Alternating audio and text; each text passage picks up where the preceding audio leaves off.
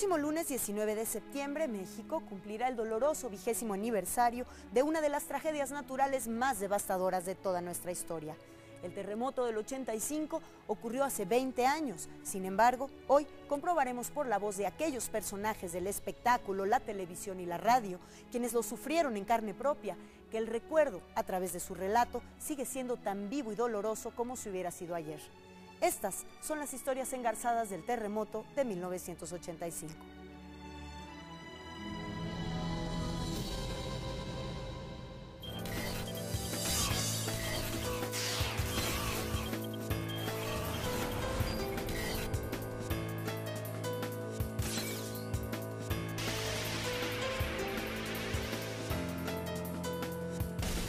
19 de septiembre de 1985. Para todos aquellos que iniciaban labores antes de las 6 de la mañana, todo indicaba que este sería un día como cualquier otro. Pero dieron las 7:19 de la mañana y un terremoto de 8.1 grados en la escala de Richter sacudió a la capital del país y los estados de Michoacán, Jalisco y Guerrero. A partir de ahí, ya nada volvería a ser igual. Cuando abrí los ojos, mi mujer me dijo, no te levantes. Aquí en esta puerta que estaba a 2 metros de mi cama, gritamos, rezamos y lloraron tus hijos y yo. Y tú seguías dormido. Y ahora mira lo que pasó. Y prendió la televisión.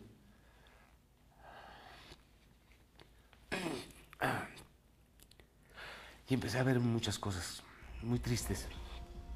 Los históricos edificios de Tlatelolco fueron sede de uno de los mayores desastres. Ahí, en el edificio Nuevo León, vivía el actor Roberto Cobo, quien al despertar se dio cuenta de que lo había perdido todo.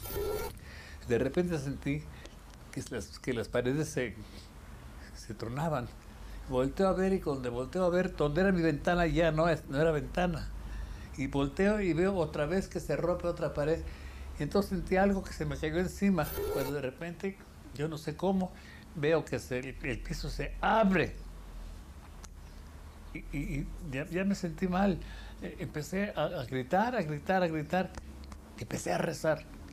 Dios mío, ¿qué me está pasando? ¿Estoy soñando o qué? Fue espantoso. Una de las transmisoras de radio más importantes del país, Radio Fórmula, transmitía ininterrumpidamente las 24 horas del día. El comunicador Pedro Ferriz de Con lo hacía de 6 a 7:45 de la mañana. Él fue tan solo uno de los muchos comunicadores que quedaron sepultados bajo los escombros de la radiodifusora que se colapsó por completo. Se va la luz, se empiezan a romper los vidrios, empiezo a sentir cómo empezaron a tronar las estructuras, las columnas alrededor de mí, y en eso, ya ves que te divide un vidrio doble de tu operador, en eso vi cómo se cayó una losa encima de mi operador, lo dejó prensado, lo mató, o sea, entre la consola y la losa ahí quedó él, y de repente todo se me oscureció, me quitaron el piso, y era un edificio, yo estaba en un 7º nivel cuando empezó aquello. Quedé parado y en eso veo cuando del lado de Río de la Loza se cae el edificio de Radio Fórmula, pues yo veo que se hace como sándwich y veo pues 2 gentes que salen cayendo o algo, ¿no? Que después me enteré que en unos edificios estaba ahí Pedro Ferriz de Con, en Radio Fórmula. Radio Fórmula eran 6 pisos, 2 plantas de luz arriba, que es lo que ganó el peso. Y los pisos se barrieron entre ellos, hizo... Y todo cayó hacia un estacionamiento. Yo quedé tirado ahí por la zona de la rampa del sótano del estacionamiento. ¿Recuerdas la sensación de caída? Sí, la recuerdo como ese túnel en el que entra Alicia, en un túnel que vas cayendo en el País de las Maravillas, ¿no? Y te vas golpeando con todo. Pero es tanta la golpiza que llega un momento en que ya no sientes lo que te golpea. Y caigo boca arriba y encima de mí se me cayó todo. Todo. O sea, columnas, losas, vidrio, cemento. Respiraba yo ese cemento que por todos lados me llegaba y me quedé en la oscuridad, me quedé sepultado. ¿Qué hiciste? ¿Gritaste? ¿Lo podías hacer? No, porque tenía yo un pulmón roto. Se me ponchó cuando me contaban que a Pardavé lo habían enterrado vivo. Y dije, yo de haber tenido tanto miedo de esa muerte, me va a tocar morir igual que Pardavé. Me voy a morir asfixiado en medio de esto. En la misma estación, minutos antes, otro locutor, Jorge Garralda, quien cubría un turno al amanecer que no le correspondía, abandonó la radiodifusora antes de las 7 de la mañana. Mira, como a las 6 de la mañana recibí una llamada de alguien que yo no esperaba que me llamara, que era un ángel de la guarda que no esperas, mi papá. Llevábamos ya un tiempo peleados, estábamos muy enojados. ¿Qué vas a hacer al rato? A las 9 entro a Radio Cañón. Estaba transmitiendo en DF 970, Radio Fantástica. ¿Y luego qué vas a hacer? A las 9 entro a turno. Ah, pues vente a desayunar. Desayunamos en casa y platicamos. Sintonizaron la radio en casa de mi padre y escuché a alguien que decía, Radio Fórmula se cayó. Nuestro pésame por los compañeros de Radio Fórmula. En ese momento se te revuelve todo. En aquel entonces, las instalaciones de Televisa Chapultepec, ubicadas en Niños Héroes y Doctor Río de la Loza, corrieron con la misma suerte que Radio Fórmula. Mientras Lourdes Guerrero instaba al público del noticiero Hoy Mismo a conservar la calma, las instalaciones comenzaron a derrumbarse. La señal se perdió. Lourdes y María Victoria Llamas buscaron refugio bajo los escritorios.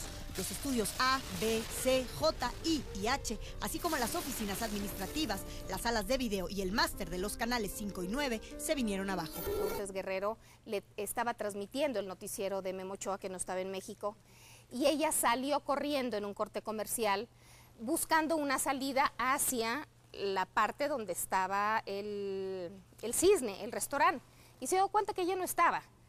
Ella sintió un pavor terrible de quedar atrapada en las instalaciones. Estaba yo en Avenida Chapultepec, 18, en Televisa, y me paré en el camellón que divide la Avenida Chapultepec en dos partes.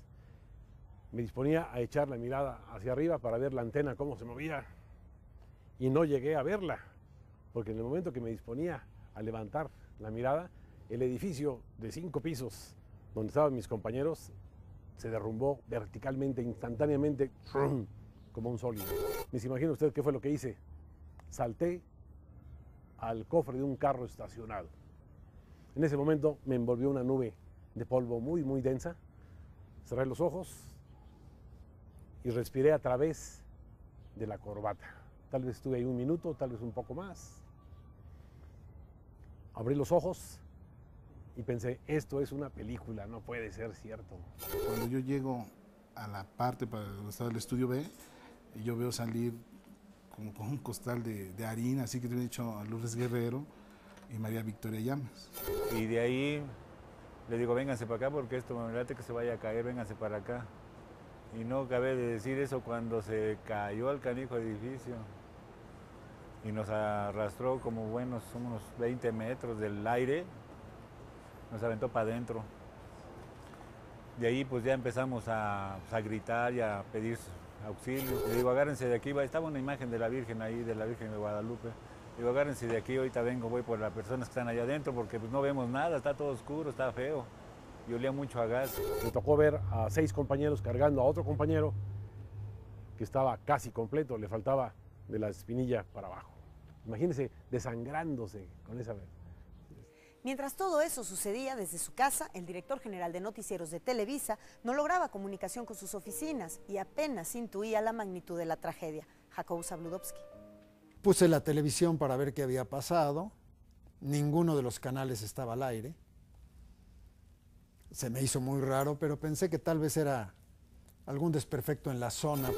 Entonces llamé a Televisa, llamé a mi oficina, yo era director general de los noticieros de Televisa.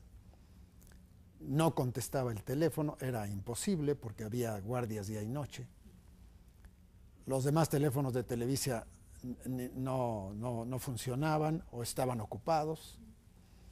Entonces me pareció que eso era muy anormal. Y entonces me subí a mi coche, con una mano me terminé de vestir, con la otra iba manejando y con la otra llevaba yo el teléfono.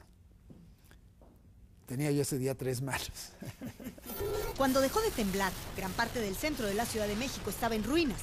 Por unos segundos, todo fue silencio, olor a polvo y cemento, y entonces sobrevino el caos. Era un caos total, la colonia Roma, la colonia de los doctores, en fin, muy bien manejada por por la población civil, te decían, no, por aquí no te vayas, vete por aquí, porque por aquí no puedes pasar. De pronto no se podía circular en una calle porque un edificio había atravesado toda la calle cuando se derrumbaron. Y era sumamente impactante ver cómo de pronto estás viendo lo que nunca te imaginaste que ibas a vivir. Cuando yo venía rumbo al canal, el oír a las sirenas, los bomberos, que todos iban hacia el centro, hacia la colonia Roma, hacia la colonia del Valle, hacia la colonia Nápoles, hacia el centro, y llegamos acá a trabajar. No sabíamos que estaba Televisa fuera del aire, estuvimos haciendo noticiero, recibíamos muchas llamadas de auxilio, de apoyo, de peticiones, de todo. Y bueno, así empezamos a vivir el famoso terremoto. Lo más pronto posible iniciaron las labores de rescate de sobrevivientes, pero gracias a la rápida disposición y organización de la sociedad civil, el actor Roberto Cobo fue rescatado casi de inmediato. Oí unos gritos afuera que decían, ahí hay uno, vamos a sacarlo. ¿De dónde me van a sacar? ¿Quién es esto? ¿Qué pasó? Entraron dos muchachos que no me acuerdo ni cómo eran ni nada y me dijeron con estas palabrotas, pues ¿qué estás haciendo aquí, calambres? Y yo, no dándome cuenta de lo que había pasado, le dije, pues aquí, de vacaciones, le dije. Y ya me sacaron, me llevaron a un lado, solo, envuelto en una sábana. Mientras tanto, Pedro Ferriz de Con, junto con muchos de sus compañeros, seguía atrapado bajo los escombros de Radio Fórmula, hacia donde ya se dirigía desesperado su padre, don Pedro Ferriz Santa Cruz, tras conocer la noticia del derrumbe donde se encontraba su hijo. Un muchacho de noticias me dijo, yo lo llevo en una moto, y que me trepo a la moto y ahí te voy. Y ellos se fueron en los coches, pero yo les dije, váyanse como puedan, yo me voy a verlo. Empezaba yo a mover cascajo, empezaba yo a tratar de encontrar una salida hacia donde yo intuía que era el arriba, ¿no? o la superficie. Hubo un hilo de luz, ahí un filito de luz, y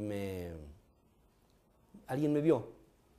Y empezaron a escarbar alrededor de mí. Llegaron y me jalaron del cuello así, y me pararon, me pusieron de pie. Y entonces no había argumento que les explicara que estaba yo roto. Yo no sabía de qué estaba roto, pero yo me sentía roto. Entonces les decía, yo no puedo caminar. Y me decían, pues mira, vete por allá porque se está cayendo esto encima de nosotros y no hay más. O sea, ¿Cómo saliste de ahí? Camino. Salió a la marquesina de un edificio de junto y de ahí un policía se le puso así para que brincara a sus espaldas. Y de ahí lo bajaron y se lo llevaron al hospital. Luego regresaron a quienes les dije que buscaran heridos y vámonos. Y les dije, ¿qué pasó? Y dice, Pedro, no seas necio, están muertos todos, vámonos. Todo batido de tierra, yo lo abrazaba y lo besaba, ¿verdad? Y él nada más estaba llorando. Y les voy a decir una cosa, que pues es feo decirla, pero le dijo, Nina siempre fue muy devota de la Virgen, ¿verdad? De Guadalupe. Dice, fue un milagro que te hizo la Virgen, hijo. Y voltea y le dice, se lo hubiera hecho también a mis amigos y mis compañeros. Fíjate nada más. En el derrumbe de las instalaciones de Radio Fórmula hubo quienes no tuvieron tanta suerte como Pedro Ferriz de Con. Los locutores del entonces famoso y exitoso programa Batas, Pijamas y Pantuflas, Gustavo Armando Calderón, El Conde y Sergio Roth. Se va la transmisión de Radio Fórmula. Mi mamá me dice, oye, creo que pasó algo a tu papá. Digo, no mamá, fue el temblor, fue el movimiento, a lo mejor fue la antena o la señal ahorita regresa, y no, ya no regresó. No teníamos contacto con la estación, pero había señal de otras. En ese momento empezaban a dar las noticias de que mi papá y mi hermano habían fallecido. En el momento llegaron los familiares de todos los que estaban trabajando en Radio Fórmula y eran las caras de angustia, de no es cierto, no pasó nada, digan que no es cierto, sálvenlos. Un locutor, el señor Salvador Escobar, que a él le tocó salir de los escombros, tuvo una fractura del pie, entonces todos con la ilusión de sí va a salir, no hay problema, están abajo, y los topos, los de Protección Civil, empezaron a sacar a la gente. Uno de los paramédicos me agarró y me dijo, mire, su papá está enterrado todavía y su hermano tiene un grave golpe en la cabeza y lo acaban de llevar al hospital de la Magdalena de las Salinas.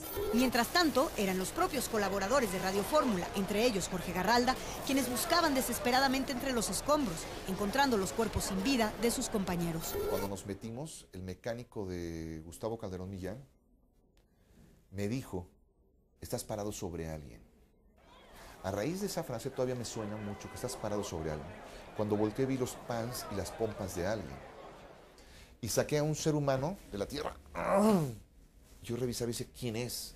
Y cuando pregunté quién es, el monstruo azul con espuma en la boca, se le cayeron las cadenas de oro y decía Roth. Era Sergio Roth. La estrella de batas, pijamas y pantuflas. Muerto. El conde Calderón, firmes como en honores a la bandera, acostado, recto, con los ojos abiertos. Me robó el sueño muchas noches. Su cara era de miedo. Y cuando quise cerrar los ojos, se abrieron. No. Hoy te lo platico en anécdota. No, me robó el sueño. Durante un tiempo me tuvieron con medicamento para dormir, porque a querer o no te brinca. El vigilante que estaba ahí en Radio Fórmula, el policía, era un tipo muy simpático, muy jocoso. Gritaba cosas, no tengan miedo, no sean cobardes. Y quedó aplastado en su escritorio. Apareció gente de Ovaciones de aquella época y nos enseñaron una lista de los locutores. Y cuando empecé a revisar la lista le decía, no, este está vivo, no, este está vivo, este soy yo. Y es horrible borrarse una lista de difuntos. El escenario en Televisa Chapultepec era igualmente terrible y trágico. El centro neurológico del consorcio televisivo estaba en ruinas. Se había desmoronado el edificio de noticias. Que como tú sabes, las organizaciones de noticias son organizaciones de todo el día y toda la noche. Siempre hay gente ahí. Había mucha más gente porque el programa de Guillermo Ochoa y Lourdes Guerrero empezaba a las 7, entonces se hacía desde las 4. Donde estaban las oficinas de un programa que teníamos que se llamaba Contrapunto. Era un edificio de 15 pisos, ese cayó como persiana. La caja del elevador por arriba, donde los cables dan vuelta, esa quedó a nivel de la calle. 15 pisos. Ese falló completamente, así como un castillo de barajas, para abajo. En el patio pusimos unos paneles ahí en el suelo para empezar a sacar a la gente que estaba pues ya herida, compañeros que habían muerto, ahí entre todos metieron la mano. Me dice Emilio Azcárraga, métete, a ver qué pasó, a ver, vete al máster, que es el cerebro de las transmisiones, a ver si puedes, a ver, dime, quiero saber qué pasó adentro. Y llegamos al máster y estaba una luz de emergencia con sus baterías funcionando como debía funcionar, porque no estaba enchufada la energía. Aquello desierto, con agua. Entonces regresé y le dije, pues aquí no hay nadie, pero pues ahí está prendido, digo, no hay nada. Entonces me dice, vete a San Ángel y entra al aire si puedes. Prendí la televisión y entonces Imevisión, por Canal 13, empezaron a avisarnos el estado lamentable en que se encontraba la ciudad. Y nos avisaron específicamente a los empleados de Televisa que en lugar de ir a las instalaciones de Chapultepec, nos fuéramos a San Ángel, porque se estaba organizando de hecho un programa para empezar a hacer los enlaces y tratar de recuperar a toda la gente. Nosotros nos enteramos que se había caído porque estaban fuera del aire. Los canales del 2, el 4, el 5 y el 8 estaban fuera del aire. Éramos Imevisión. Y bueno, efectivamente se dio la noticia de que estábamos al aire e inclusive se pidió la posibilidad de que tuvieran oportunidad de transmitir aquí desde el máster. Y lo hicieron ellos en Chapultepec, en San Ángel, y lo hicieron tranquilamente sin ningún problema. Cuando yo llegué a Chapultepec 18 y supe que mis compañeros estaban abajo, fue un momento muy difícil, pero había que seguir, y estaba vivo y tenía que hacer algo. Me pasé todo el día yendo y viniendo en la motocicleta a traer material porque ese día me tocaba ensayar mi programa, pero con motivo de que se vino abajo el edificio de Chapultepec, yo ayudaba, o sea, Emilio, en paz descanse, Emilio Azcárraga y Jacobo, como yo ando en la motocicleta, me mandaban a Chapultepec a traer material. Era en las instalaciones de Televisa Chapultepec desde donde se transmitían programas como Hoy Mismo, El Mundo del Espectáculo, La Hora del Loco, Siempre en Domingo, En Vivo y 24 Horas. Así que mientras se trasladaba hacia allá, Jacobo Zabludovsky comenzó a transmitir las primeras impresiones de la tragedia a través de un teléfono móvil. Yo tenía un coche con teléfono. No habían llegado a México, no se habían inventado aún los celulares. Yo hablé a la W y me echaron al aire. Mi primera transmisión fue a la altura del Museo de Antropología. Empecé a oír por radio a mi papá, que estaba transmitiendo a cachitos, porque un locutor estúpido en la XW no lo dejaba entrar completo, lo cortaba. Baboso. Entonces mi transmisión iba y venía de la W, porque mientras había llamadas de gente que estaba muy preocupada de la provincia, que había pasado en México, pasaban anuncios, pasaban otras cosas, luego me regresaban el micrófono. Yo en esa época no tenía noticiero de radio, pero la televisión estaba fuera del aire. Y yo soy reportero. Entonces, es lo único que soy y es lo único que he sido. Entonces salí a la calle, a recorrer las calles. Y mi recorrido fue muy caprichoso, muy raro, porque entraba yo por donde los derrumbes me permitían pasar. Y así llegué al cruce de Insurgentes y Paseo de la Reforma. Y entonces me di cuenta del tremendo impacto del temblor. ¿Usted es el dueño del restaurante Superleche? Señor. Sí, señor. Sí, señor. ¿A qué hora abren el restaurante? A las 7 de la mañana. ¿Quiere decir que a la hora del temblor ya estaba abierto? Ya, señor. Ya. Y en el segundo piso vivía mi madre, o vive mi madre. En el segundo piso vivía aquí mi madre y mi hermana. Se había caído el Hotel Hilton Continental. Se había caído el edificio de Junto. Se había caído el Cine Roble, que estaba enfrente. Los desastres que vi me fueron llevando por otros lugares. Por ejemplo, pasé frente al Hotel Regis. Toda la manzana se había caído. Y en la acera de enfrente, por la calle de Valderas, había un edificio con un reloj público, en la mera esquina, que marcó para siempre las 7:19. Y ahí se quedó.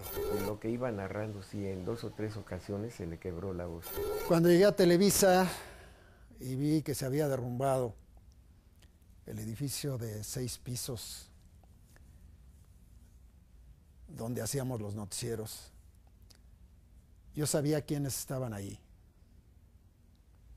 porque yo les había dado el trabajo, yo les había puesto el horario. Entonces, al llegar ahí, hubo un momento en que tuve una gran dificultad para hablar. Hay una pausa de unos 4 o 5 segundos, que en radio es mucho. Solo espero que mis compañeros de trabajo, mis amigos, mis hermanos de labor, estén todos bien. No es posible reconocer esta esquina donde todos los días durante tantos años he venido.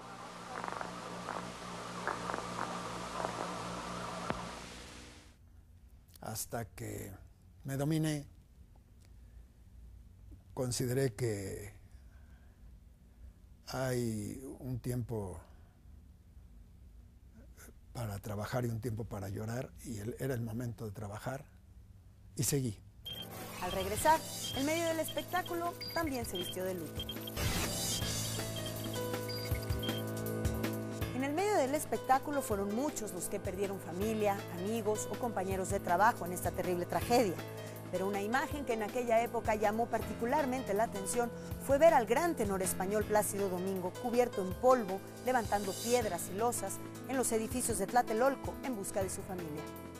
Bueno, fue de hecho la primer figura pública que aparece en el escenario de esta tragedia, con su tapabocas a tratar de ayudar, a tratar de mover los escombros. Su tía que había fallecido ahí, que quería rescatar su cadáver y todo eso. Y bueno, pues era el momento así de cumbre de la carrera de Plácido Domingo, obviamente, pues salió en todos los periódicos del mundo, ¿no?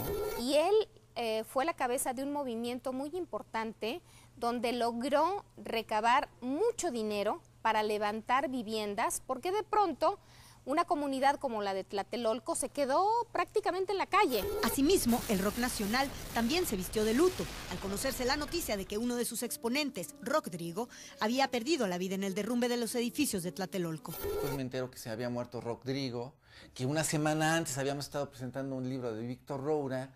Entonces imagínate, o sea, decía, pues no, la vida va por otro lado.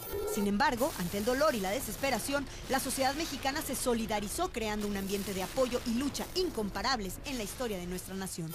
Y se alteró también la opinión que los mexicanos tenían de sí mismos, porque el ejemplo que dieron ese día es ejemplar. Yo recuerdo mucho la gente que tenía en pie sus casas o sus departamentos, cómo salían con canastas, con comida, con tortas, con taquitos, con agua, con leche, con pan, con lo que tenían a la mano para ayudar a toda esa gente que estaba sacando los cuerpos, algunos con vida, otros no, de todos los derrumbes. Se habían unido los pobres con los ricos, los profesionistas con los ignorantes, en un esfuerzo conjunto para rescatar cadáveres y heridos. Había un centro, que no me preguntes en qué calle, porque yo sé que era en la Colonia del Valle, donde nos daban bolsas con tortas, agua, cobijas, y entonces íbamos en camiones, y yo llevaba también mi coche, y ahí íbamos repartiendo, y les dábamos de comer y todo. Mi mamá tenía un restaurancito al lado de mi casa, de comidas corridas, y se juntaba mi casa con ese restaurante, tenía por ahí una conexión, y yo no traía la llave de mi casa, me meto por ahí, y me encuentro con gentes de la Cruz Roja, con un chorro de gentes que pues yo no conocía. Como aquel lugar tenía cocina grande, sirvió para que la Cruz Roja llevara leche, mamilas, comida y pues órale, y a embarrar. Me acuerdo de Ana Ofelia Murguía perfectamente, porque ella también iba en la película, y de regreso nos hablábamos por teléfono y ella apuradísima y decía, no, es que ahorita no te puedo contestar, estoy hirviendo agua para darles a los damnificados, hay que ir a darles mantas a las gentes. Ahí nació una dedicación casi profesional de rescatistas de temblores. Yo les puse el nombre de topos, porque andaban con las uñas rascando. Y dije, ustedes son topos, cuando entrevisté a uno. Y ellos adoptaron el nombre y se pusieron topos desde entonces. Era radioaficionado, sigo siendo todavía. Entonces en el radio es una colaboración enorme, ¿no? Todo lo que se podía, desde tener comunicación con los topos que estaban intentando sacar gente, hasta tratar de contactar familias. Había familias de fuera que por medio del radio nos pedían informes. Fue increíble el apoyo que se dio hasta en los hospitales, cuando las personas que teníamos, en este caso algún enfermo, como mi hermano, llegaban con el alimento, nos daban, no sabes, desayuno, comida, cena. Esa gente que apoyó, que hizo, que estuvo, que es la anónima, vaya de parte de toda mi familia, un gran reconocimiento por el apoyo que nos dieron a todos nosotros, y el que sacó a mi papá y el que sacó a mi hermano sobre todo, muchas gracias. Y una noche, creo que fue la misma del 19 de septiembre, una de las impresiones religiosas más impactantes que te puedas imaginar, volvió a temblar. Y todos nos hincamos, y se escuchó un Padre Nuestro en un tono sordo y en una cadencia espectral. Y en ese momento se escuchaban gritos de gente que decía auxilio. Apenas comenzábamos a vislumbrar las gigantescas proporciones de la tragedia que acababa de azotarnos el fatídico 19 de septiembre, cuando un día después, el viernes 20, a las 19:38 horas, se registró una réplica sísmica de 6.5 grados en la escala de Richter. Tanto la intensidad como la duración de este fue mucho menor, pero el pánico que causó entre una población asustada, lastimada y disminuida fue mucho mayor. Temblar, yo me acuerdo esta cantidad de gente que salió del aeropuerto corriendo porque volvió a temblar. ¡Uah! La manada de gente y los policías, todo el mundo, tranquilo, tranquilo, ¿sabes? O sea, cuando entra el pánico. Todos estábamos ya ahí temblando y pidiéndole a Dios que no fuera a pasar lo mismo del día anterior. Como estaba yo en la acera de mi casa, vi cómo la tierra se ondulaba. Y es realmente una sensación muy extraña el ver que lo que tú crees que está de alguna forma fija, como es una calle, de pronto se empiece a ondular como si fuera agua del mar. Y de pronto un estruendo y de pronto otra vez la quietud. Mucho se ha dicho acerca de que las cifras del temblor del 85 nunca fueron exactas, pero aún así las oficiales arrojaron un saldo desolador. Más de 10.000 muertos, 5.500 desaparecidos, 7.000 heridos, 6.000 edificios dañados, 137 escuelas afectadas, 11 hospitales cancelados y 97 cines y teatros resentidos. Los más famosos de ellos, los televiteatros inaugurados casi 2 años antes, se derrumbaron en su parte posterior. Una explosión terminó de destruir sus 2 escenarios en donde apenas un día antes se habían celebrado los 55 años de la fundación de la XCW y el siguiente domingo se tenía planeada la develación de la placa de la obra de teatro José el Soñador. Recuerdo que un amigo se la pasó toda la mañana diciéndome: se cayeron los televiteatros, se cayeron los... Y yo le decía, no es cierto, no seas pesado. Llegó mi mamá por nosotros y lo primero que dijo fue: Dolores, se cayeron los televiteatros. ¿Qué? A Silvia Pinal y me dice: Gustavo, no tenemos ya teatro, se ha caído por completo. Me acuerdo que había una pared en que se veía unas rejas y ropa de la producción, que debe haber sido de... José el Soñador, quizá. Mame. Fue de Silvia. Me acuerdo perfecto de la anécdota de Silvia Pinal, que corrió y a sacar lo que pudiera de su producción en los televiteatros que se cayeron, zapatos, algún vestido. Tú sabes lo que es que se te caiga tu mundo. Buscando, removiendo escombros, sacando una bota aquí, una silla rota, una fotografía, en fin, lo que se pudiera salvar, porque Silvia me dijo: a ver si algo puede ser utilizado otra vez.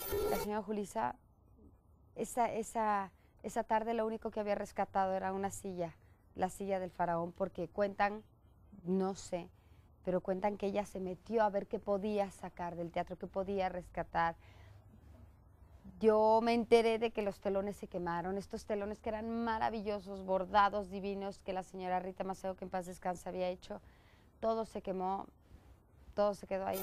En días posteriores, los periódicos circulaban con leyendas que rezaban: compañía operadora de teatros suspenderá funciones de cine para verificar el buen estado físico de sus salas y así poder garantizar la seguridad del público en general y sus empleados.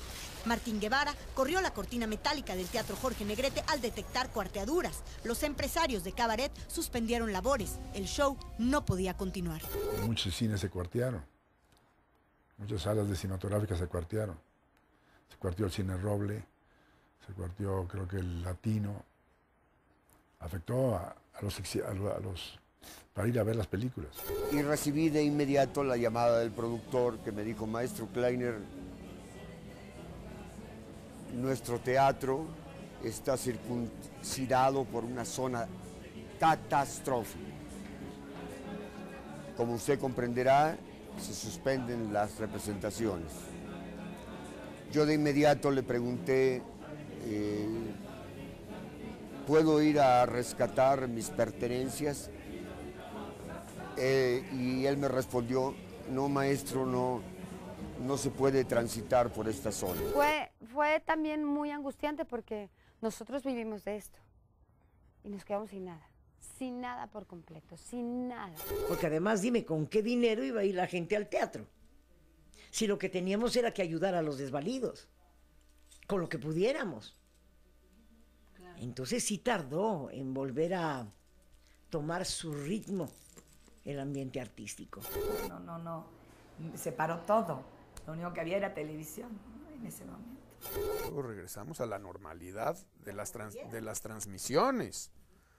Se rehabilitaron los noticieros y durante varios días, todo el día y toda la noche, pero luego fueron entrando las novelas. Yo estuve fuera del aire un mes y me mandaron a transmitir a otros estudios en la calle de Sevilla, donde estaban las instalaciones de Protele. Y cuando regresamos de nueva cuenta a Chapultepec a seguir haciendo las transmisiones, era difícil trabajar porque pasaba una bicicleta y se cimbraban los estudios. Claro que hicieron un trabajo de ingeniería muy importante para mantener en buen estado las instalaciones, la estructura, pero era muy difícil. Nosotros estábamos a 3 semanas de debutar y nuestro debut iba a ser en Siempre en Domingo, que en ese entonces se grababa en los estudios de Chapultepec. Obviamente esto se cayó, entonces se cambió todo a los estudios de San Ángel. Yo me acuerdo perfecto que cuando salimos a cantar, además de los nervios normales por empezar una carrera, estábamos muy chavitas, eran muchos nervios, el ambiente que se vivía de verdad, más allá de la tristeza. Al regresar, más allá de las fronteras de nuestro país, más mexicanos sufrían la tragedia. Mientras tanto, en Sevilla, España, se realizaba el Festival OTI Internacional, donde México estaba representado por Eugenia León, con el tema El Fandango Aquí, acompañada por supuesto por Raúl Velasco, quien regresó inmediatamente a México mientras la cantante se quedó para el 21 de septiembre cosechar un triunfo tan merecido como esperanzador para nuestro país. Faltaban 2 días para la final y nos dicen que se acabó México, que obviamente todas las comunicaciones estaban interrumpidas, la información era terrible, era catastrófica. Nos enteramos por la televisión canadiense, ¿verdad? Que lo que estaba pasando en México, y en la televisión canadiense estaba un familiar de Eugenia. Lo sacaron ahí entre los escombros. Entonces era algo terrible. Entonces, que se quede Eugenia y que se quede Cañedo para que el festival siga adelante. Pero que Raúl se venga inmediatamente porque teníamos que levantarle la moral al pueblo. Y él tiene que venir para transmitir aquí en México pues a las víctimas, claro, a los dolientes, era una labor titánica. Entonces yo me fui para allá. Y yo realmente pues deprimidísima, queriéndome ir, y el señor Cañedo me dice, ven acá, quiero hablar contigo, y me sienta y me dice, tú no te puedes ir, porque tu labor y tu misión es cantarle a los mexicanos que tanto lo necesitan ahora, ¿no? Y cuando me dijeron que había ganado, me derrumbé, peor lloré, peor me sentía, ¿no? Porque había gusto, sí había una satisfacción muy legítima, porque sabíamos que nuestra canción era la mejor, pero también necesitábamos poetizarlo todo, ¿no? Así, en medio del dolor, la comunidad artística poco a poco fue retomando sus actividades, primero en plan propiamente a beneficio y luego de forma normal. Finalmente, el espectáculo debía continuar. El pueblo es cuando más necesita, cuando hay desgracias de esta magnitud, tener a dónde ir a olvidarse un momento, un par de horas de lo que lo agobia. La gente, después de muchísimo tiempo, te decía en la calle, gracias porque yo estaba en el hospital, o yo estaba en un momento difícil de mi vida y en el hospital te vi, y el simple hecho de verlas cantar, porque tú tendrías que poner la cara, aquí no pasa nada, ¿no? Ánimo, ánimo. Plácido Domingo, desgraciadamente, perdió muchos familiares en Tlatelolco y se propuso sacar fondos de alguna manera para poder ayudar a tantísimas familias y gentes que se habían quedado sin nada, ¿no? Esto ya fue en el 86, principios de 86. Quiero hacer un evento que se va a llamar Por México, o algo así, en un inicio del nombre, Plácido por México, o una cosa así, para recaudar fondos para las familias damnificadas y tal. El show era a las 8 de la noche. Y entonces de repente yo me acuerdo que estaba el floor manager cerquitita de mí, porque estábamos paraditas las tres. Mira cómo estoy, es que si me vieras que estoy chinita. Voy a llorar seguro. Y de repente están todos así con sus audífonos listos, no sé qué, y entonces dice el floor manager, bueno, ya todo el mundo está en sus puestos, todo el mundo están listos, todos están listos, ok, yes, vamos a hacerlo por México. Oye, puro gringo, Una cosa preciosa. Y en noviembre pues hubo reunión de compañía y Silvia nos dijo que ya estaba empezando la reconstrucción de toda la producción y que estrenábamos en poco tiempo en el Teatro Manolo Fabri. Y así fue, y me volvió a tener el éxito de siempre. Pero yo creo que de una u otra forma la misma gente te estaba pidiendo ese tipo de espectáculos, porque a final de cuentas pues la vida sigue. Nuestra misión era esa, era entretener, era divertir, dar funciones gratis, ir a los distintos barrios de la ciudad, animar a la gente, que nos vieran en persona, y en fin, darles ánimo. Y claro, con nuestro trabajo también se lograba eso. Pero días antes del terremoto del 19 de septiembre del 85, México celebraba el hecho de ser la sede del que sería el próximo Mundial de Fútbol de 1986. Pero luego de tan devastadora tragedia, ya no estábamos tan seguros de ser un buen anfitrión.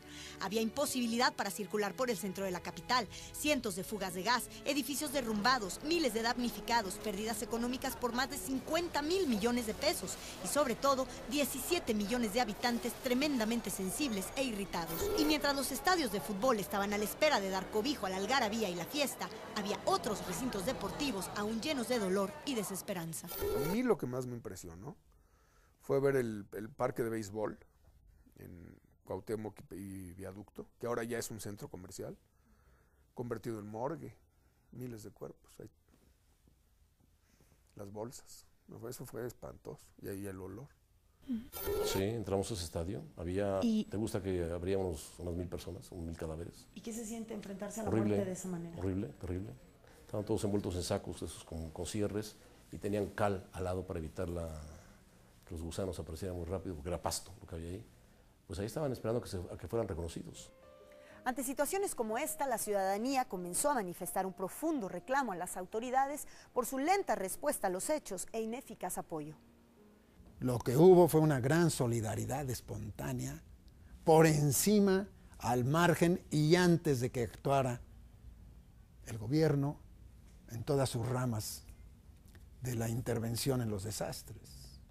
El pueblo se adelantó y puso un ejemplo, y eso impactó. Yo que recuerdo, yo no veía policías, yo no veía de repente ejército, sino la misma sociedad civil se organizaba. Y ya después, cuando transcurría la noche, pasaban coches o camionetas que se autonombraban brigadas, se improvisaban. Y yo lo que vi fue que el pueblo fue el que apoyó en ese aspecto, ¿no? Había casos de habitantes de edificios de departamentos que les querían cobrar inclusive por levantar la basura. El señor licenciado de la Madrid, que era presidente entonces, no hay una foto de Miguel de la Madrid levantando una piedra. Una piedra. Hay fotos del señor presidente circulando por la Alameda con su staff y con Salinas atrás, ¿no? En las fotos del momento. El gobierno se escondió durante el 85. Miguel de la Madrid se fue a meter a Los Pinos. Mandó como su representante al regente de la ciudad, que era Ramón Aguirre, a tratar de dar explicaciones burocráticas. Nos dimos cuenta como sociedad que el gobierno no estaba preparado para un evento de esa naturaleza. ¿Qué fue lo que ganamos los mexicanos? Que nos unimos. Ganamos los mexicanos que sí es bueno darnos la mano. Sacamos de beneficio muchísimas cosas, Mónica. Lamentablemente tiene que pasar esto para que te des cuenta de otras cosas muy importantes que tenemos. Al volver, en México, ¿estaríamos preparados para superar otro terremoto como el del 85? El edificio de la policía que está acá afuera lo forraron de columnas de acero. Es decir, las huellas del temblor están por toda la ciudad, por lo menos por la parte de la ciudad por la que yo paso. Hoy, a 20 años del terremoto del 85, la sociedad mexicana quizá puede haber superado el dolor de las pérdidas. Pero hay una pregunta que sigue en el aire. ¿México se encuentra preparado para que la pesadilla no se repita? Yo todas las noches me duermo con eso. En la casa de ella yo ya sabía dónde me iba a esconder, a quién iba a agarrar primero, a quién así. Y a la fecha yo sigo pensando lo mismo. En el colegio de mis hijas todos los días se hace un simulacro, ¿no? Entonces se toca una alarma y ya saben las niñas qué hacer, para dónde correr, a dónde dirigirse, etcétera, etcétera. Yo creo que sí aprendimos, ¿eh? También lo he visto en muchas instituciones. Nos cae muy gordo en el mismo Azteca, yo nos hemos visto refunfuñar cuando hacen el operativo de seguridad, ¡ay! Y salimos todos. Pero todos sabemos por dónde salir y qué hacer. Sufrí mucho por la gente, por mi México amado, verlo como si hubiera sido bombardeado. Y sufrí más porque prometieron restaurar rápido y no lo hicieron. O sea, las promesas, como de costumbre, se quedaron en el aire. A mí me llama mucho la atención cómo el día de hoy hay muchos edificios que en aquella época estaban catalogados para que se derrumbaran y siguen en pie. Yo no sé dónde están las autoridades en ese momento, ni sé dónde tienen el corazón, la cabeza y la ética los dueños de esos edificios. Hay muchos, tanto en la colonia Roma como en el centro de la ciudad, que siguen en pie. Y no se vale. Paso por la calle, por donde voy a trabajar y digo, este se quedó así averiado en el temblor. Mira, le pusieron un arnés, ¿no? El edificio de la policía que está acá afuera lo forraron de columnas de acero. Es decir, las huellas del temblor están por toda la ciudad, por lo menos por la parte de la ciudad por la que yo paso. El problema que me preocupa es que el subsuelo ha tenido una sobreexplotación de los mantos acuíferos. Es el lado flaco.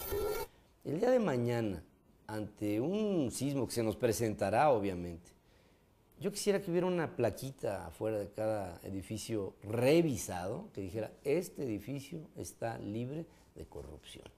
¿Por qué? Porque tiene las varillas que dice que tiene, porque tiene el cemento y su calidad que se supone debe de tener, porque tiene las características de un edificio que no se va a caer. La historia nunca se repite tal como fue. Pero de la historia debemos sacar enseñanzas y no olvidarla para no cometer los mismos errores. Yo creo que de un temblor así nadie está vacunado. Este 19 de septiembre, a 20 años del terremoto de 1985, los recuerdos serán revividos. Es probable que el dolor y el miedo se cuelen angustiosamente en nuestros corazones, pero también la memoria y el orgullo de ser un país que, roto y derrumbado, logró ponerse nuevamente de pie gracias a su gente. Hoy, en medio de la inseguridad y la crisis, es el mejor momento de recordar que México está y ha estado siempre en las manos de todos y cada uno de sus habitantes. Yo soy Mónica Garza, les agradezco mucho habernos acompañado. Los espero la próxima semana con más historias engarzadas. Muy buenas noches.